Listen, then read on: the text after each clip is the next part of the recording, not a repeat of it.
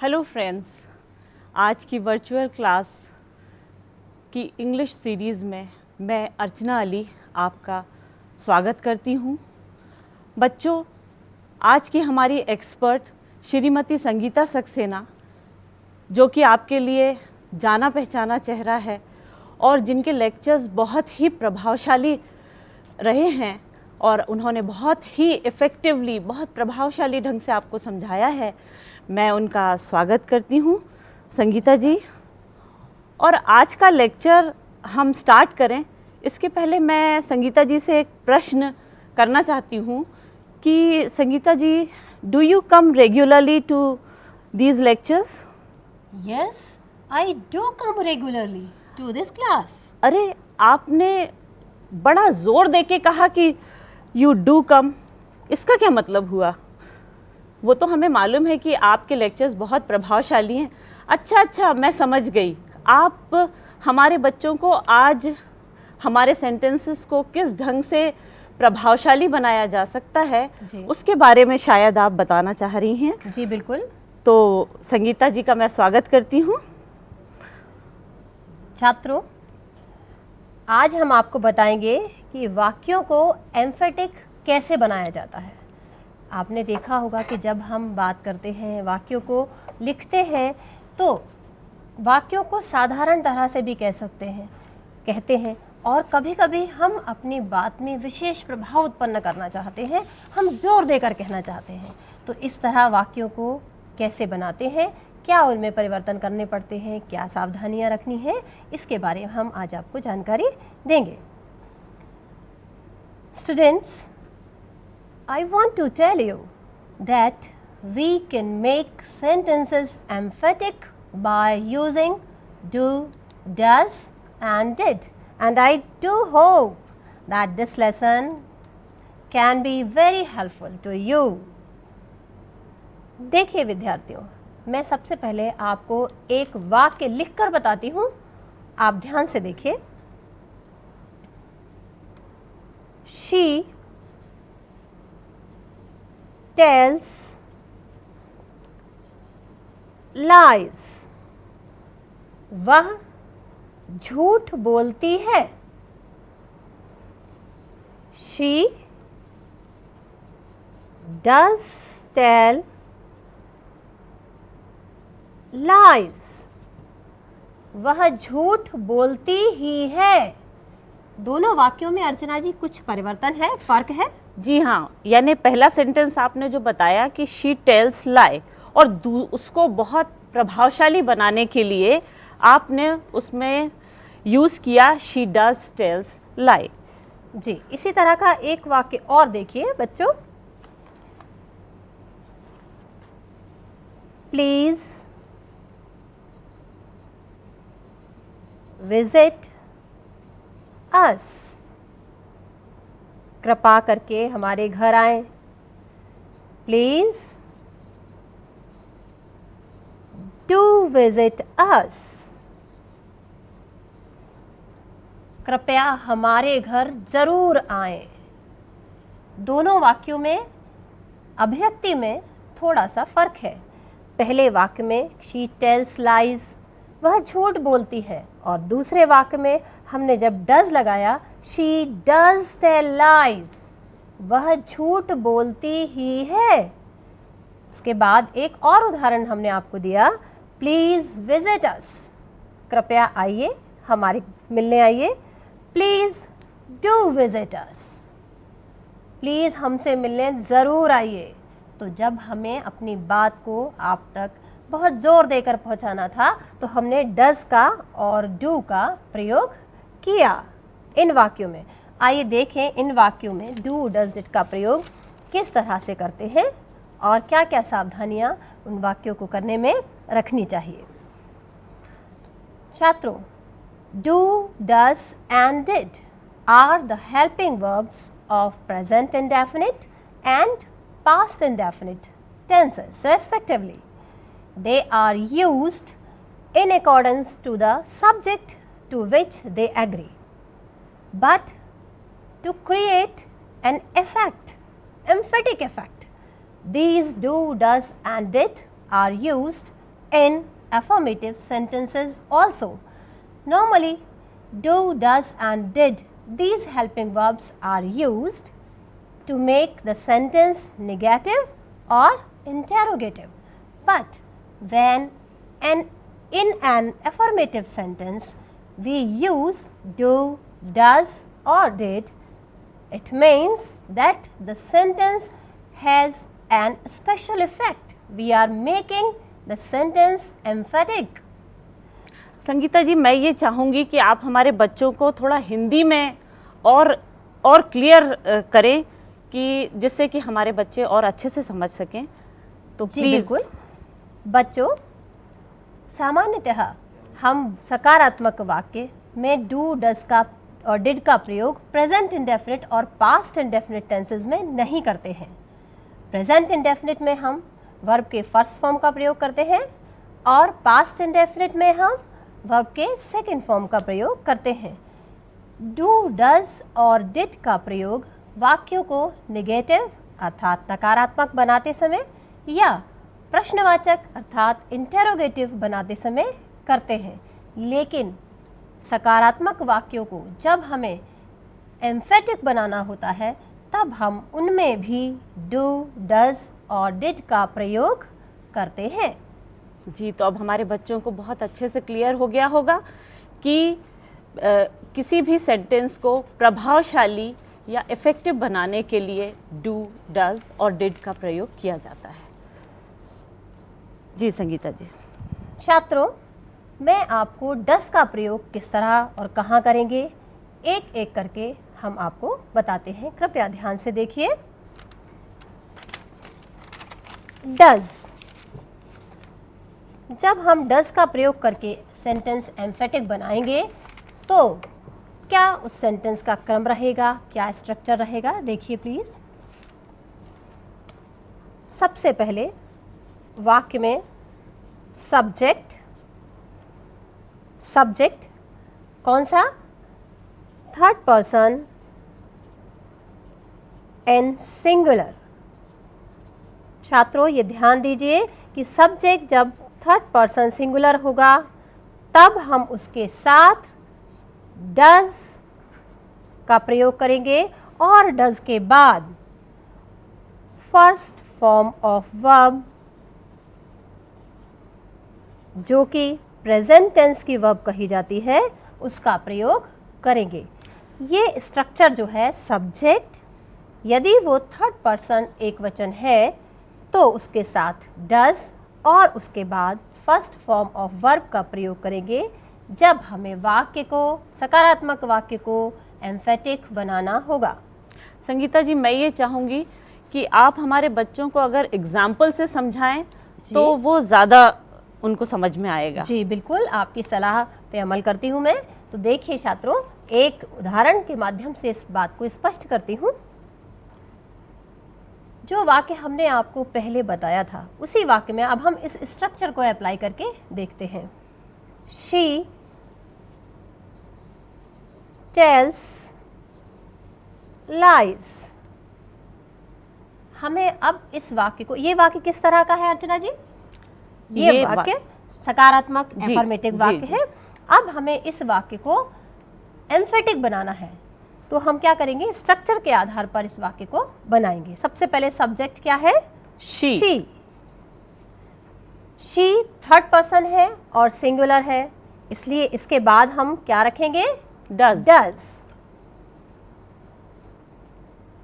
अब हमें first form of verb रखना है, यानी टेल्स। टेल्स में से क्या रखेंगे?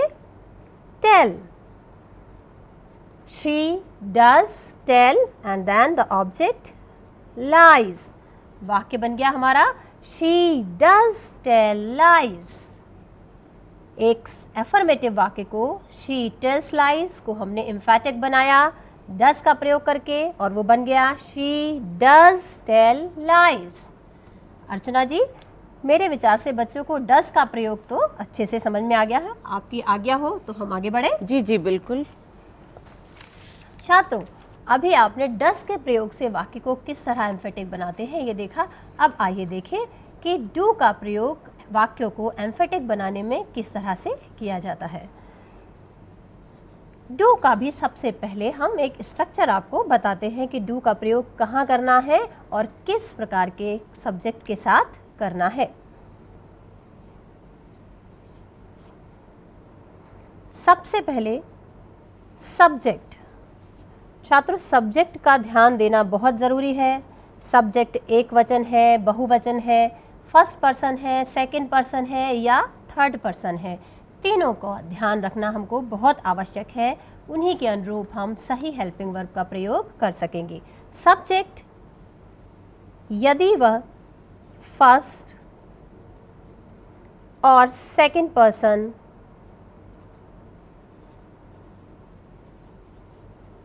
प्लूरल है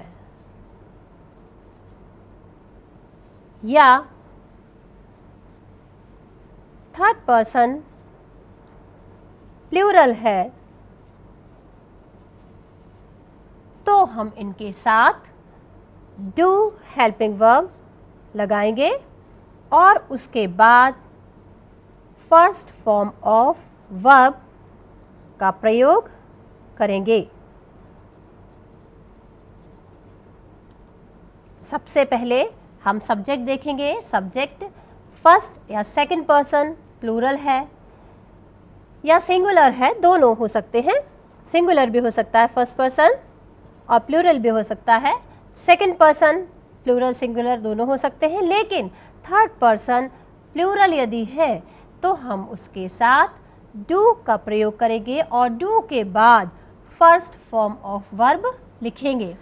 अर्चना जी, मुझे लगता है इस वाक्य को भी मैं एक स्ट्रक्चर को भी आई इंटरप्ट संगीता जी, मैं सोच रही हूँ कि अगर मैं आपको एग्जाम्पल दूं जी तो स्वागत है। क्योंकि मेरे दिमाग में एक क्वेश्चन आ रहा, सेंटेंस आ रहा है जी बिल्कुल कि अगर वर्ब डू है, वी डू आ वर्क, तो फिर क्या करेंगे आप? देखिए, एक सेंटेंस है, अर्चना जी ने बहुत अच्छा वाक्य बताया। हमारे छात्र इस वाक्य को देख के अक्सर भ्रमित हो जाते हैं। वी डू आर वर्क, हम सब अपना काम करते हैं। देखिए, इस वाक्य में डू मुख्य क्रिया के रूप में भी है। इस वाक्य को भी हम एम्फेटिक बनाने के लिए ऊपर दिए गए स्ट्रक्चर का ही प्रयोग करेंगे।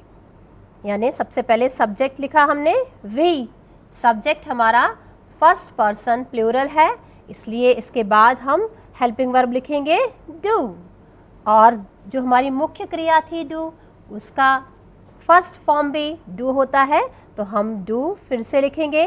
पहला डू हेल्पिंग वर्ब के रूप में है और दूसरा डू मुख्य क्रिया के फर्स्ट फॉर्म के रूप में है।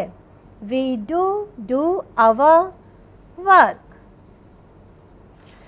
यानी मुख्य क्रिया डू के साथ हेल्पिंग वर्ब डू का प्रयोग किया जा सकता है। जी बिल्कुल, हमने यहाँ एफर्मेटिव सेंटेंस में डू का प्रयोग इसलिए किया है। देखिए, मानिए ये सेंटेंस यदि नेगेटिव होता, यदि हम इस सेंटेंस को नेगेटिव बनाएं तो भी हम डू का 2 बार प्रयोग करते हैं। जी, जैसे वी, एक सेंटेंस है, we do not do our work, we do not do our work. इस नेगेटिव सेंटेंस में भी देखिए, पहला डू हेल्पिंग वर्ब है और दूसरा डू प्रेजेंट टेंस है, यानी कि first form of the verb है। तो यहाँ भी हमने एक डू को हेल्पिंग वर्ब के रूप में और दूसरे डू को मुख्य क्रिया के पहले रूप में लिखा है। इसी तरह हम 2 डू का प्रयोग कर सकते हैं यदि हमारा सब्जेक्ट फर्स्ट और सेकंड पर्सन प्लूरल या थर्ड पर्सन प्लूरल है तो। देखा बच्चों, आपने, संगीता जी ने हमें कितना अच्छे से डिटेल में डू का प्रयोग बताया। अब आपके दिमाग में जो भ्रम पैदा हो जाते हैं डू को लेके, अब वो शायद निकल गए होंगे। तो आगे दूसरा मैं अब चाहूँगी कि आप आगे बढ़ते हुए संगीता जी, अब आप हमें दूसरा डिड का प्रयोग बताएं। जी बिल्कुल, देखिए बच्चों, अब इसके बाद तीसरा हेल्पिंग वर्ब डिड।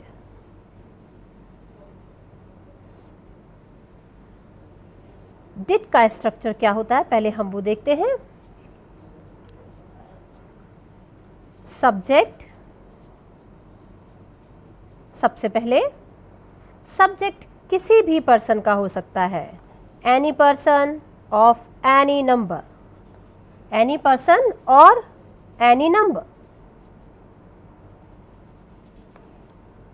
सब्जेक्ट चाहे फर्स्ट पर्सन हो, सेकंड हो, थर्ड हो, वो सिंगुलर हो या प्लूरल हो, दोनों तरह के सब्जेक्ट्स के साथ हम डेट लगाते हैं और उसके बाद वही first form of the verb प्रयोग करते हैं। To make the affirmative sentence emphatic, बार बार मैं ध्यान दिलाती हूँ बच्चों आपका इस ओर कि सेंटेंस को, एफर्मेटिव सेंटेंस को एम्फेटिक बनाने के लिए ही केवल हम इनका प्रयोग करते हैं। सबसे पहले हम सब्जेक्ट लिखेंगे, किसी भी पर्सन किसी भी नंबर का हो, उसके साथ डिड हेल्पिंग वर्ब आएगा, फिर उसके बाद फर्स्ट फॉर्म ऑफ वर्ब आएगी। छात्रों, एक बात आपको मैं बताना चाहूँगी कि when the verb denotes the action of past time, the sentence is used to be said to be in past tense, और इसके लिए हम हमेशा क्रिया का दूसरा रूप in second form of verb और पास्ट फॉर्म ऑफ वर्ब का प्रयोग करते हैं। इससे भी अगर संगीता जी आप एग्जाम्पल के द्वारा समझाएं तो जो सेंटेंस है वो ज़्यादा प्रभावशाली हो जाएगा और हमारे बच्चों को बहुत अच्छे से समझ में आ जाएगा। जी बिल्कुल। देखिए छात्रों, एक वाक्य है आपके लिए, he worked hard, he worked hard. इस वाक्य में वर्ब हमारी जो है and this verb worked is the second form of verb. It means the verb is of past tense. Past tense की verb है, इसलिए हम subject की जगह ही लिखा, ही दिया है सब्जेक्ट हमारा इस वाक्य में। उसके बाद चूंकि verb हमारी past tense की है, इसलिए हम helping verb did का प्रयोग करेंगे। और उसके बाद verb का फर्स्ट फॉर्म क्या है? work. He did work hard. उसने कड़ी मेहनत की, उसने कड़ी मेहनत की ही। जब हमें अपनी बात को जोर देकर कहना हुआ, प्रभाव उत्पन्न करने के लिए कहना की आवश्यकता पड़ी, तो हमने he worked hard की जगह बोला he did work hard। अर्चना जी, स्पष्ट है क्या? ये हमारे बच्चों को डिड का प्रयोग बहुत ही अच्छे से समझ में आ गया होगा। हमारी एक्सपर्ट संगीता जी ने जिस ढंग से समझाया है, तो मैं चाहूँगी एक आध सेंटेंस अगर आप डिड का और बता दें तो बच्चों को जो ये कन्फ्यूज़न रहता है कि डिड का प्रयोग जो पास्ट और एक्शन है उससे रिलेटेड आप थोड़ा एक आध दो सेंटेंस और बताएं। जी बिल्कुल। देखिए बच्चों, एक सेंटेंस और है, दे attended the party. They attended the party. हमें सेंटेंस को, एफर्मेटिव सेंटेंस को एम्फेटिक बनाने के लिए परीक्षा में दिया जाता है। तो इस तरह के वाक्यों को हम सबसे पहले देखेंगे कि हमें सब्जेक्ट लिखना है दे। अब वर्ब की ओर ध्यान देंगे। वर्ब है अटेंडेड, यानी सेकेंड फॉर्म ऑफ वर्ब, अर्थात पास्ट टेंस। तो पास्ट टेंस के सेंटेंस को जब हम एम्फेटिक बनाते हैं तो डिड का प्रयोग करना चाहिए। They did attend the party. Archana ji, मैं एक विशेष बात बताना चाहती हूँ कि इस प्रकार के वाक्यों में जब हम पास्ट टेंस के वाक्यों को, पास्ट इंडेफिनिट के वाक्यों को एम्फेटिक बनाते हैं तो बच्चे एक प्रश्न सामान्यतया पूछते हैं कि मैडम डिड तो आपने लगाया, लेकिन अटेंड में से ईडी क्यों हटा दिया, अटेंडेड क्यों हटा दिया? इसीलिए मैंने आपसे चाहा था कि एक एग्जाम्पल और दें, क्योंकि बच्चे हमेशा कंफ्यूज होते हैं कि डिड के साथ हम फर्स्ट फॉर्म ऑफ वर्ब क्यों बनाएं, क्योंकि एक्शन जी जो हाँ। है वो पास्ट में है। जी देखो बच्चों, पुरानी टेंस की कक्षाओं में हम आपको बता चुके हैं कि डिड प्लस वर्ब का first form is equal to second form, यानी कि पास्ट टेंस। तो डिड के साथ जब वर्ब का फर्स्ट फॉर्म आया तो पास्ट टेंस तो वाक्य का वो बता ही रहा है, इसलिए हमें अटेंड में से ईडी हटाना पड़ा, यानी अटेंड को फर्स्ट फॉर्म ऑफ वर्ब में लाना पड़ा। और यही हमारा स्ट्रक्चर भी बता रहा है कि हमें सबसे पहले सब्जेक्ट, फिर डिड, फिर उसके बाद वर्ब का फर्स्ट फॉर्म यानी अटेंड लिखना है। इस स्ट्रक्चर के अनुसार भी ये वाक्य इस तरह से बनाया जाएगा। अब मेरे विचार से हमारे छात्रों को डिड का प्रयोग में जो भ्रम रहता है अधिकतर, वो भी उनका दूर हो गया होगा। जी बिल्कुल। अब मैं ये चाहूँगी संगीता जी कि आप बच्चों को कुछ होमवर्क के लिए कुछ एग्जाम्पल्स दे दें, जिससे कि वो अपने टीचर्स की मदद से उनको करें, तो जो और भ्रम हैं उनके दिल में वो भी क्लियर हो जाएगा। जी बिल्कुल। इससे पहले कि मैं अपने बच्चों को करने के लिए कुछ और वाक्य इसी तरह के दूं, मैं एक बार फिर से क्या क्या सावधानियां हमें रखनी चाहिए सेंटेंसेस को एम्फेटिक बनाने के लिए, मैं एक बार फिर उन सब बातों की ओर छात्रों का और अपने साथी शिक्षकों का ध्यान आकर्षित करना चाहती हूँ।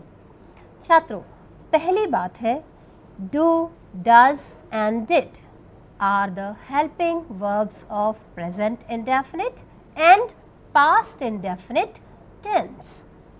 Present indefinite और past indefinite के helping verb हैं, जिनका प्रयोग वाक्यों को नेगेटिव या इंटेरोगेटिव बनाने के लिए, अर्थात नकारात्मक या प्रश्नवाचक बनाने के लिए किया जाता है।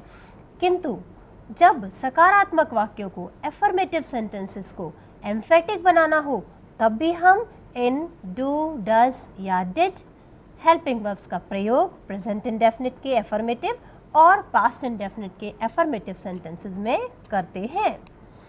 दूसरी बात, do, does and did, these words are also used as different forms of main verb.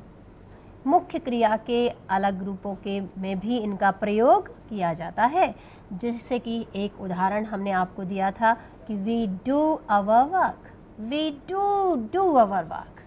तो हमने यहाँ do का प्रयोग सहायक वर्ब के रूप में भी किया, हेल्पिंग वर्ब के रूप में, एम्फेटिक बनाने के लिए भी किया, और फिर से एक do का प्रयोग मुख्य क्रिया के फर्स्ट फॉर्म के रूप में भी किया था। When do, does and did are used in affirmative sentences with another verb in first form, and that is to say in present tense, just to make the sentence is emphatic। अर्चना जी, हमारे छात्रों को इस संबंध की ओर से यदि कुछ और लग रहा है आपको कि अस्पष्ट है, तो कृपया मुझे बताएं। मैं तो ये समझती हूँ कि हमारे बच्चों को जिस ढंग से आपने, जिस प्रभावशाली ढंग से समझाया है, हमारे बच्चों को बहुत अच्छे से समझ में आ गया होगा। और मैं आपसे कुछ एग्जाम्पल्स की रिक्वेस्ट कर रही हूँ कि अगर आप कुछ एग्जाम्पल्स हमारे बच्चों को दें तो कुछ और क्लियर हो सकता है। छात्रों और मेरे साथी प्रिय शिक्षकों, मैं आपसे एक अपेक्षा करती हूँ कि इसी तरह के कुछ वाक्य बनाकर बच्चों को कक्षा में अभ्यास कराएं। मैं कुछ वाक्य बच्चों आपके अभ्यास के लिए आपको दे रही हूँ, कृपया नोट करिए।